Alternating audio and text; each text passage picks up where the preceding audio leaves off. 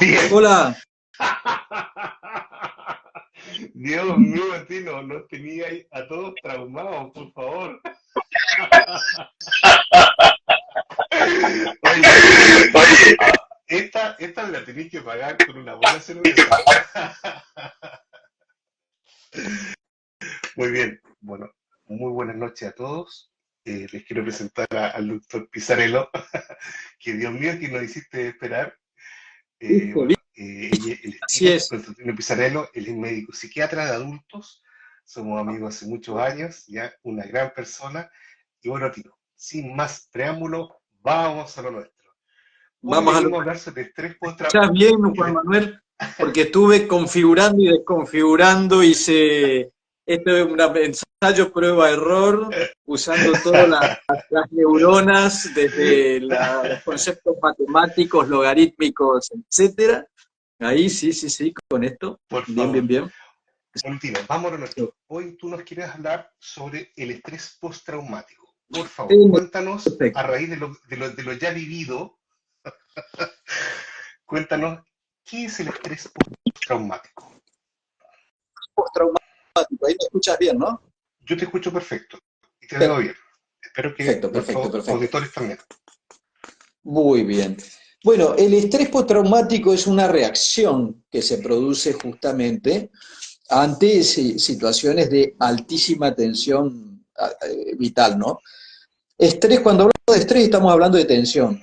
Entonces, eso puede determinar un tipo de reacción en las personas, ¿no? Que pueden llegar a ser adaptativas o desadaptativas, porque obviamente la vida no está exenta de tensiones, tiene que haber un poquitito de tensión, ¿no? Ahora, O sea, nosotros para hablar en efecto, sí, para hablar de estrés postraumático, tenemos que tener en cuenta justamente la categorización de que, por un lado, lo que son los estresores, las situaciones estresantes, no quiero entrar por ahí en una cuestión muy técnica o excesivamente técnica de que obviamente hay estresores que se consideran universales, ¿no? ujú, Como por ejemplo el estrés de guerra, todo lo que sea cambio para la persona y pueda exigir una adaptación, como puede ser una mudanza, un cambio de trabajo, una pérdida, situaciones abruptas que nos cambian la vida en varios grados, generalmente 180 grados, ¿no? Entonces, lo que ocurre ahí es que hay un estímulo que puede llegar a ser muy intenso y que obviamente se produce ese tipo de reacción.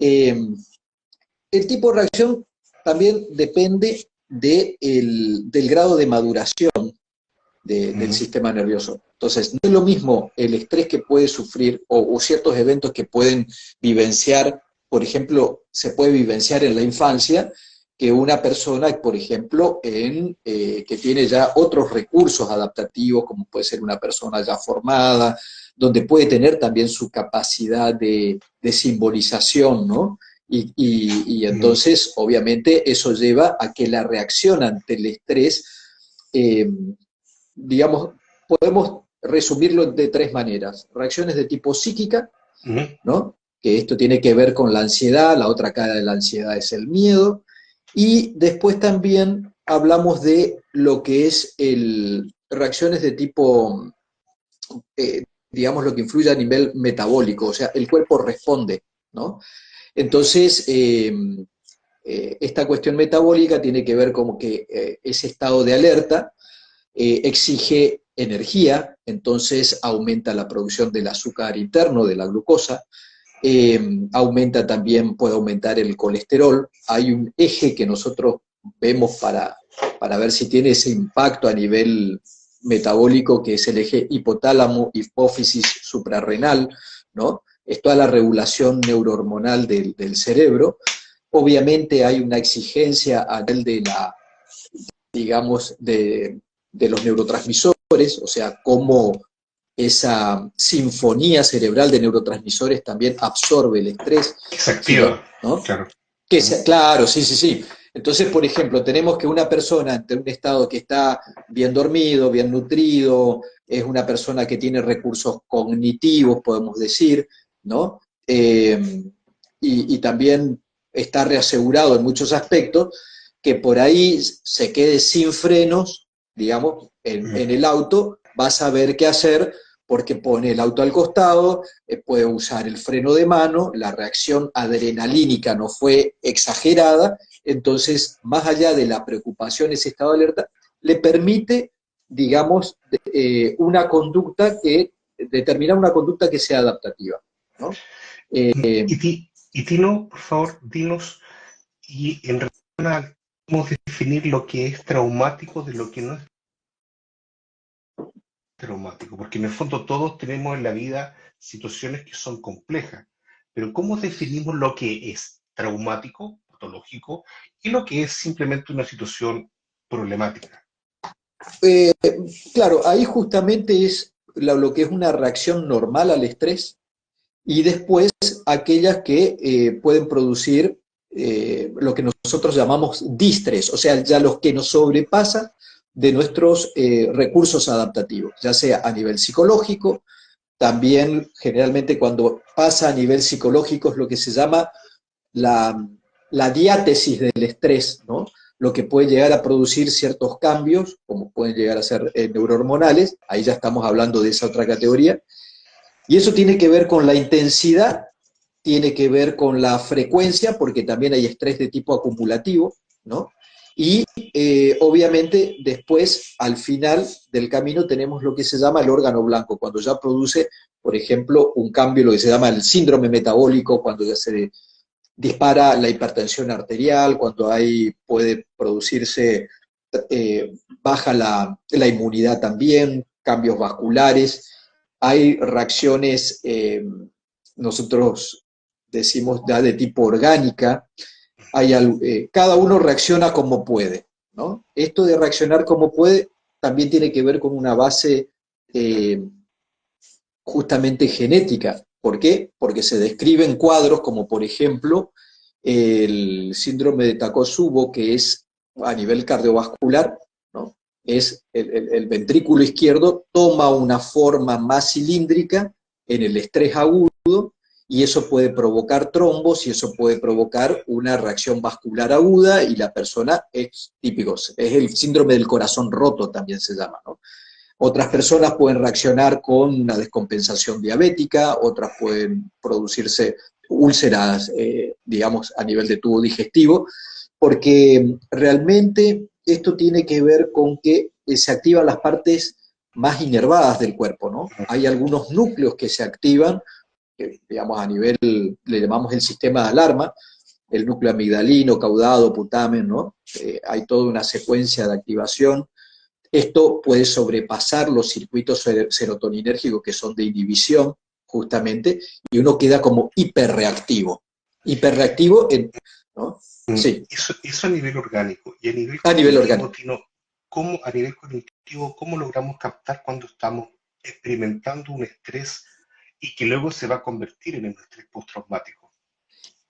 Eh, Mira, lo que pasa es que hay todo un camino a recorrer ahí, porque obviamente eh, cuando hablamos de estrés postraumático, alguna de las características es ya alteración de algunas funciones, como puede ser el sueño, como uno queda muy reactivo. Hay un mecanismo que se llama imprinting. Por ejemplo, tengo un accidente, hay un pullover rojo, el color también tiene que ver porque hay una cuestión física también en ese mecanismo de imprinting. Y entonces ese pullover rojo hace que cuando yo lo veo, no es que recuerdo, porque actúa también un mecanismo de memoria, sino que revivo la situación. Y cuando hablamos de estrés postraumático, claro, no solamente es la asociación, sino acá tenemos que hablar de una función básica, una función mental, que es la memoria, ¿no?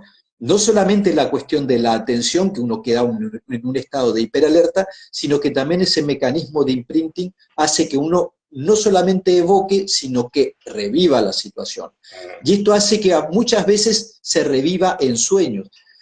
Generalmente no es inmediata, ¿no? Algunas categorizaciones diagnósticas hablan de que tiene que pasar más o menos unos 6 meses o un poquitito más para que pueda, para que, digamos, realmente se pueda decir que estamos hablando de estrés postraumático.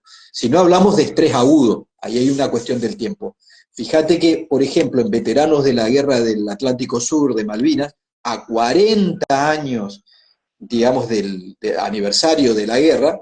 Ayer tuvimos justamente aniversario de otro evento traumático en la República Argentina, que fue justamente el atentado a la AMIA, la Asociación de Mutuales Israelitas Argentinas. La gente que se vio afectada, obviamente, por ejemplo, en el caso de veteranos, a 40 años tuve pacientes que vinieron a contarme de que estaban soñando y que justamente revivieron su situación en Mount London con las ametralladoras tratando que las tropas británicas, ¿no? Y justamente, y el despertar, o sea, se alteró el sueño, y en el sueño, ¿cómo se despertó? Se despertó con una reacción de tipo vagal, le decimos los médicos, o sea, con sudoración, taquicardia, que es la típica reacción huida-combate que tenemos digamos, los seres humanos, ¿no? En relación a esto. Así también, por eso es importante tener en cuenta cómo se vivenció y cómo se abordó, porque lo que pasa con el mecanismo de estrés, y más cuando es muy intenso, es que generalmente aparece como mecanismo de memoria que se anula digamos, se puede anular, es como una negación, esto no pasó, ¿no? Exacto.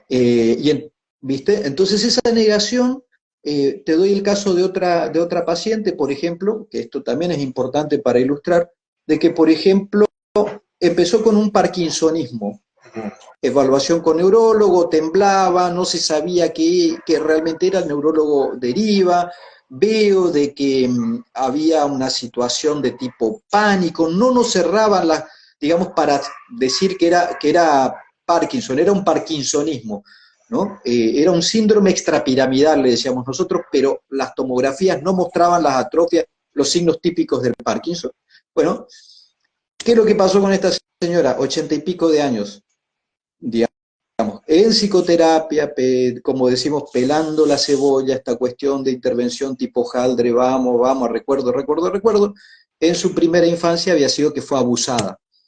Y cuando pudo asumir la evocación, entonces ahí justamente se templó ese sistema de alarma que a ella siempre la tuvo en una situación muy activa, ¿no? O sea, hay traumas en infancia que también marcan y que pueden ser marcadores o puede llegar a producir este estrés postraumático. Porque Y sí, yéndonos un poquitito al tratamiento. ¿Cuál es a el tratamiento. tratamiento clásico, tanto desde la psiquiatría como también un poco desde la terapia? El tratamiento clásico es, bueno, por un lado psicofarmacológico combinado con los distintos tipos de psicoterapias que se fueron desarrollando, ¿no? En la parte farmacológica, las intervenciones farmacológicas, obviamente van desde estabilizadores de membrana neuronal, son los clásicos, hay algunos en la parte de estrés agudo, esto también se estudió mucho en tropas que han ido a combate, la utilización de hidrocortisona, por ejemplo, de cortisol, porque ese eje se puede estar alterado, ¿no? Como quemado, digamos, el mecanismo, beta bloqueantes, etcétera. Y después hay otros pacientes, a esto hay que combinar con las terapias de tipo cognitiva conductual. Hay unas intervenciones que pueden ser como la dialéctica conductual también, que si bien no es específica, fue más desarrollada para otro tipo de trastorno que es desregulación emocional. A mí no me gusta mucho el término de cómo es de trastorno borderline de personalidad, sino me gusta más, ¿no? Y se vio que en trastorno de estrés postraumático anduvo muy bien. Y hay otras también de sensibilización, de exposición también, ¿no? Y después a nivel cognitivo de lo que es el manejo de lo que es el estrés, ¿no? Técnicas de relajación, medidas higiénico-dietéticas que parecen que, digamos, que uno las dice y entonces como que son medidas muy simples, pero la realidad es que son muy efectivas, como por ejemplo la regulación del sueño, la actividad física, la alimentación, la red de contención que tiene que tener la persona, ¿no? esto también, el acompañamiento en la desensibilización, hay muchas técnicas de desensibilización, hay otras que hablan de la inoculación de estrés, es como uno va desarrollando incluso, ahí entra un poco Piaget, te diría, ¿no? Que Piaget decía que Claro, de la primero estaba infancia. de la infancia, sí, sí, sí, que decía que la palabra está antes que el pensamiento, porque él decía que no es lo mismo que los pájaros verdes cantan a la mañana, que a la mañana cantan los pájaros verdes, y entonces, digamos, esta cuestión dialéctica o neurolingüística que puede por ahí parecer como no tan efectiva, la realidad se notó que sí. ¿Por qué? Porque cuando uno dice los verdes pájaros, la evocación se vio por tomografía, por emisión de positrones, glucosa marcada, que hay ciertas áreas del cerebro, la secuencia de activación del cerebro es distinta. No quiero sonar Y, muy organicista, porque, ¿cómo es? Pero es para que se entienda, ¿no? sí. Sí, Oye, Tino, y sí, un poco cuéntanos en tu experiencia clínica, ya en los pacientes que a ti te ha sí, tocado atender con estrés postraumático. ¿Cuál ha sido un poco sí. el balance? ¿Tú ves que la gente tiende a curarse, toma un tiempo? Eh, eh, Generalmente, o sea, toma un tiempo, ¿por qué? Porque hay un desconocimiento. Es como que también aparece la influencia de la cultura, principalmente en los hombres, ¿no? Que uno tiene que afrontar las situaciones. Eh, Algunos casos interesantes fueron con respecto a estos estrés de guerra, podría decir, pacientes que fueron cascos blancos argentinos, miembros de los militares argentinos, cascos blancos que estuvieron en Yugoslavia, en Ujú, la ex Yugoslavia, en la guerra de los Balcanes, y que fueron testigos y no podían intervenir de masacres justamente de limpiezas étnicas, por ejemplo, ¿no? claro. Entonces, realmente, esa exposición estaban quebrados, realmente quebrados, ¿no? Otros pacientes he tenido justamente con un proceso de negación y después no sabían por qué había conductas de chequeo, ¿no? De chequeo. Pacientes que habían pasado Claro. tormentas, ¿no? Que estaban en el lugar cuando pasó el tornado y después no sabían por qué siempre que aparecían nubes estaba chequeando en forma muy frecuente, por ejemplo, el pronóstico del El clima, tiempo, claro. ¿no? Claro, entonces uno busca también consciente e inconscientemente cómo regular eso, ¿no? Reaseguradores, ¿no? Mm, Eso sí.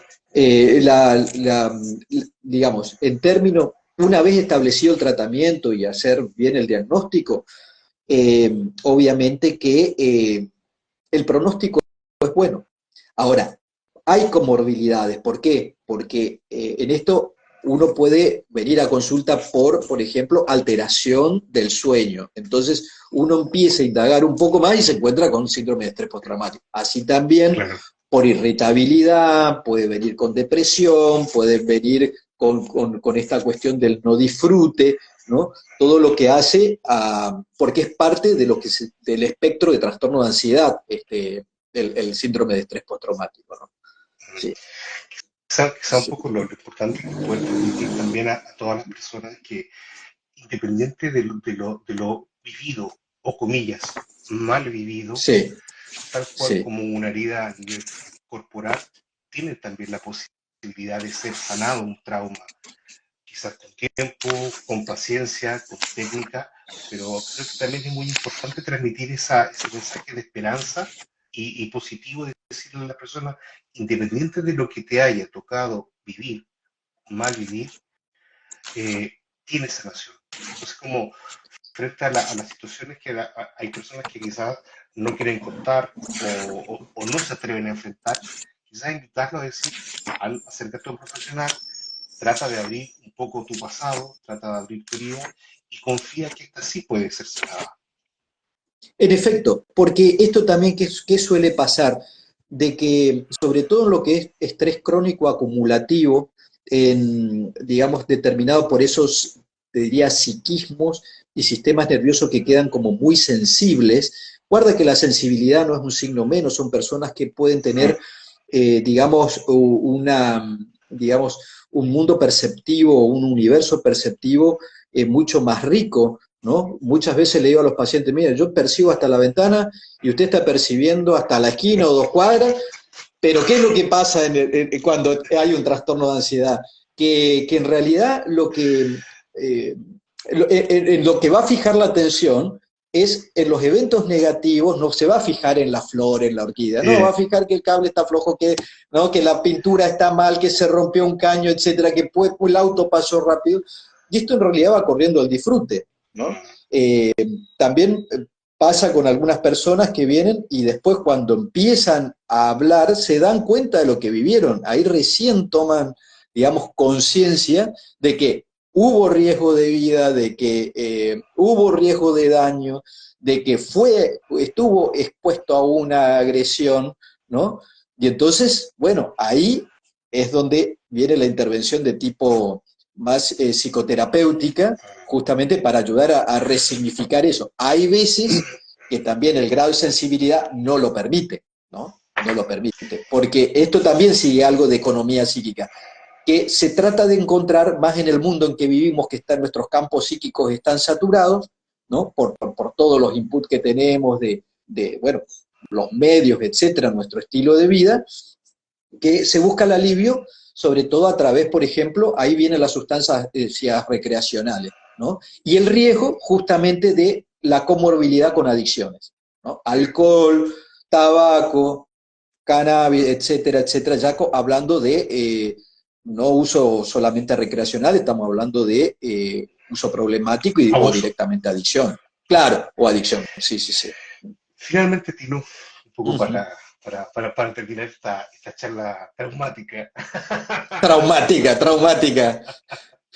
eh, ¿qué, Sorry, qué, qué, disculpas. qué Sí. consejos podrías tú transmitirle a las personas que nos están mirando, que nos están oyendo, como para que tengan atención, pongan atención en poder captar si es solo un evento difícil de la vida o es un evento traumático de la vida que amerita una evaluación profesional? Finalmente, ¿qué podrías tú decirle? Mire, fíjense en esto.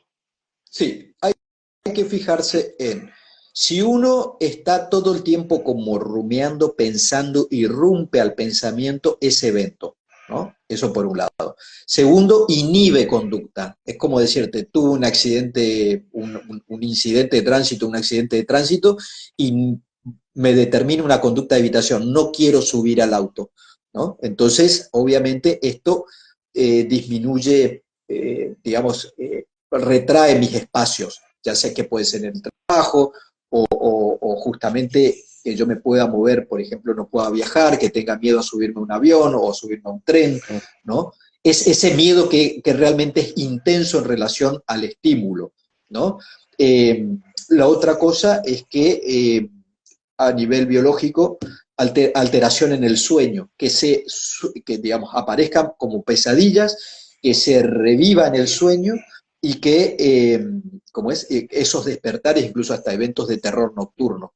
Esto puede llevar también a lo que podría ser al no disfrute, eso, acá ya entramos al terreno, digamos, al desarrollo de tipo depresivo o la depresión reactiva, que incluyo, y esto puede llegar a uno a pensar en cuestiones como más profundas, en que la vida no tiene sentido, que es mejor estar muerto que vivo, Anedonia. ¿no?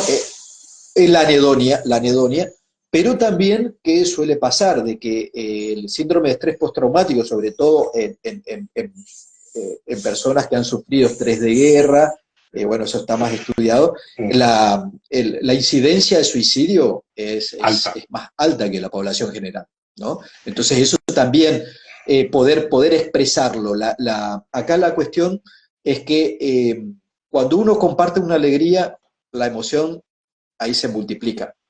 Cuando uno comparte, digamos, estas preocupaciones, los miedos, ahí vienen las reaseguraciones y el miedo se puede diluir porque somos gregarios. Entonces necesitamos al otro, ¿no? Y hay miedos que tenemos incorporados ya, te podría decir como especie, que es el miedo al abandono, al miedo a no pertenecer, el miedo a ser acechado. Entonces, las actividades comunitarias están perfectas. Esta cuestión del pertenecer, de poder poner en palabras lo que nos preocupa, ¿no? Estamos viviendo un contexto de mucho cambio en el país, entonces el hecho de que podamos estar con los vecinos, el que podamos compartir esto, eso, ¿no? Ver cómo vamos afrontando cada uno estas situaciones ayuda, ¿no? Mira, Sí. me quedo con eso último, Tino, lo destaco. Ujú, Esa actitud del compartir es muchas ujú. veces quizás lo que nos va a ayudar a poder diluir ese dolor que se nos causó en algún momento en la vida. Tino, muchas gracias. Una alegría, como siempre.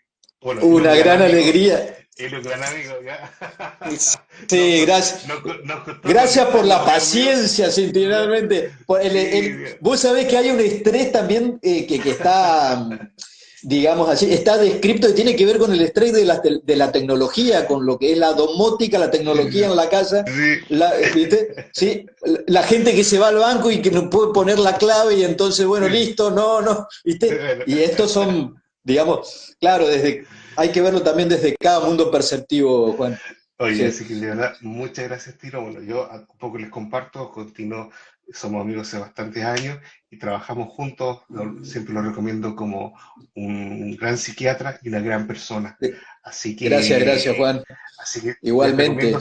si la gente quisiera conectarte, bueno, ahí se meten a nuestra página, está en Red Mentis, ahí Tino tiene su WhatsApp y su Instagram, donde pueden hacerle las consultas profesionales correspondientes. Bien, Así Tino, es. un gran abrazo, amigo.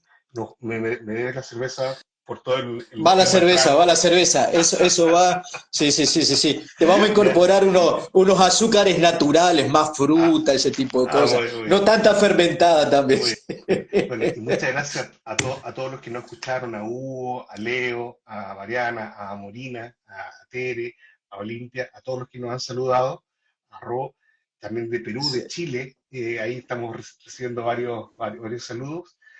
Muchas gracias por habernos acompañado. Ah, y Fernando, por favor, ahí Fernando, nuestro amigo en común, Ahí está ¿ya?